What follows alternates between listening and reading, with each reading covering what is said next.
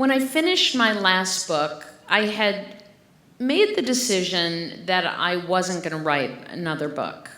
I wasn't going to give up my career as a writer. I simply didn't want to write another book. I didn't want to make that massive commitment because I'm slow and my books have taken me a long, long time. And I thought, I just don't want to do this again.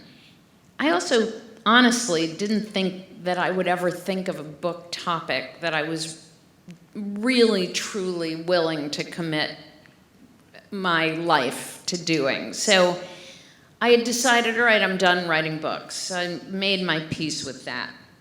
So one day I was in the library, and I don't remember what I was working on, but typical for a journalist, I had a moment where I was looking around the library and I thought to myself, you know, I've been in libraries so many times in my life and I actually have no idea how they operate and what it's like day to day in a library. And I thought, that would be a great book.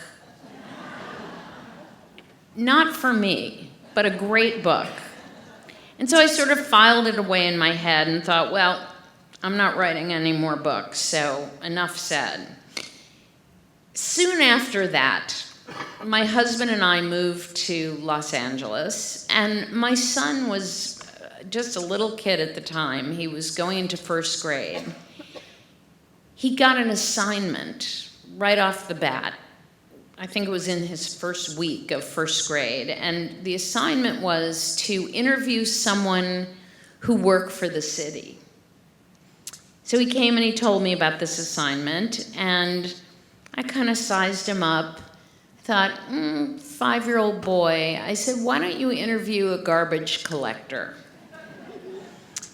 And he kind of sized me up and said, how about if I interview a librarian? And I thought, I'm such a good mother. And I said, that is a brilliant idea. Let's find out where the nearest branch library is, and we'll go talk to a librarian. So we looked it up and found out that the Studio City Library was our closest branch. Got in the car and started heading over there. And as we were driving, I had the idle thought that it was about the same distance from our house as the Bertram Woods Branch Library had been from my house when I was growing up. So it began to sort of resonate in a way that I hadn't anticipated. We got to the library, and I will say the Studio City Branch Library doesn't look anything like the Bertram Woods Branch Library. But the minute we walked in the door, I was just overwhelmed with this feeling of familiarity. There was something about the smell of the place, the sound of it, the look of it, the feeling of it that reminded me exactly of going to the library with my mom. I hadn't thought about those trips in decades. It just wasn't something that I thought about very much. And suddenly I was overwhelmed with this emotion and this recall of those visits.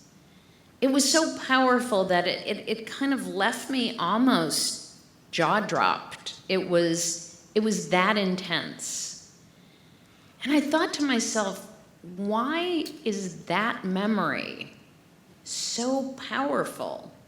I went lots of places with my mom, and I don't walk into grocery stores and have epiphanies and feel like, oh my God, it's just like going to the grocery store with my mom. I mean, what would your life be like if that were the case? No, this was very specific to the experience of going to the library.